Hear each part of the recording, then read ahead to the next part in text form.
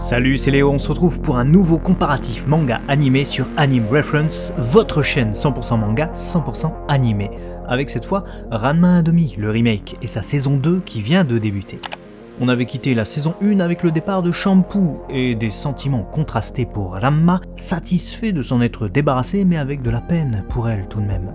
On se retrouve avec une saison 2 qui débute tout doucement en apparence mais fortement pour Ranma qui voit son point faible être exposé. Et Akane qui se voit voler son premier baiser par un chat. Toujours est-il qu'on va s'attarder sur le comparatif avec le manga pour le premier épisode ici, et dans une autre vidéo, on reviendra sur le deuxième épisode qui vient tout juste de sortir. On a donc un peu de retard qu'on va rattraper, ne vous inquiétez pas.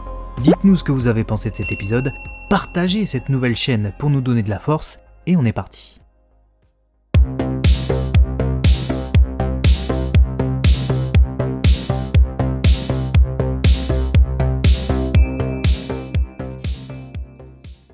Cet épisode 13 de Ranma, la série remake, ou épisode 1 de la saison 2, est l'équivalent des chapitres 37 à 40 du manga, qu'on retrouve dans le troisième tome.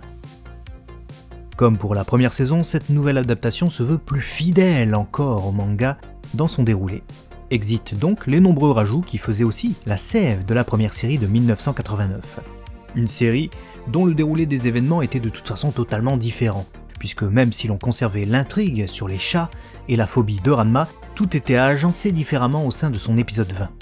Ce n'est donc pas le nouveau personnage dont on fait la connaissance ici, Hikaru Gosunkugi, qui était au centre de l'intrigue, mais Sasuke, le fidèle serviteur ninja de la famille Kuno. Ainsi, même si l'on retrouvait Kuno, Genma Saotome et Akane, Adeline Galant donc mêlés à tout ça, on avait de nombreux changements. Avec même carrément Soun, le père d'Akane, qui venait mettre son grain de sel à la fin de cette intrigue ficelée non pas du coup par Gosunkugi, mais par Sasuke. Gosunkugi, parlons-en justement. Il apparaît bel et bien dans le 37e chapitre du manga, mais n'apparaissait pourtant qu'à partir du 114e épisode de la série originale. Un personnage longtemps écarté donc. Il est incarné par Akira Ishida en VO, qui n'est un inconnu pour personne. Et si dans le manga il prend des photos d'Akane pendant les cours de gym, ici dans cette série remake c'est dehors, en plein pendant la pause, qu'il joue les paparazzis. Ranma le surprend donc pas depuis un balcon, mais depuis un arbre dans cette adaptation. Pour plus de mouvements, l'anime rajoute quelques animations de transition entre deux scènes présentes dans le manga, comme ici avec Hikaru Gosunkugi qui court à la recherche de témoins qui pourraient lui indiquer le point faible de Ranma.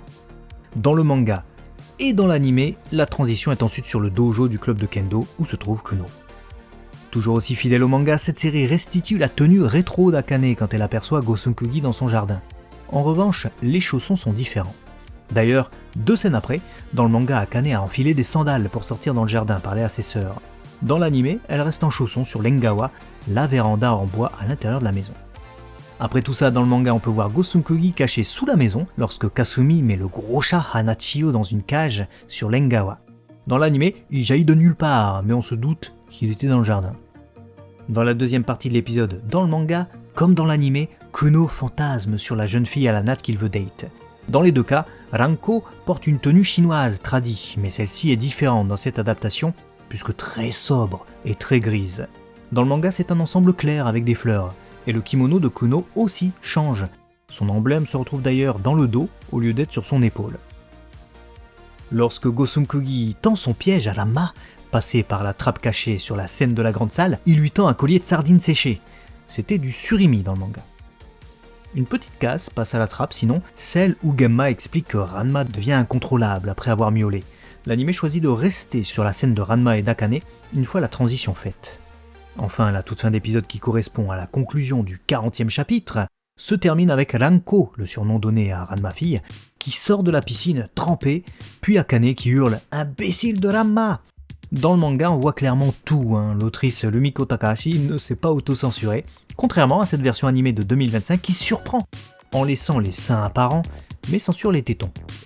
Partagez si cette vidéo vous a appris des choses, et également pour soutenir cette nouvelle chaîne, merci à tous ceux qui viennent de s'abonner, en tout cas vous êtes formidables, franchement, en un jour on est passé de 0 à près de 1100 abonnés, et on est actuellement à 1450 environ, continuez comme ça, partagez-la à vos amis, faites péter le compteur, et merci encore pour votre soutien. On se retrouve sous peu pour l'épisode 2, qui vient tout juste de sortir comme je l'ai dit, mais également pour My Hero Academia et One Punch Man. des résumés des précédentes saisons sortiront également sur VIB. A très vite.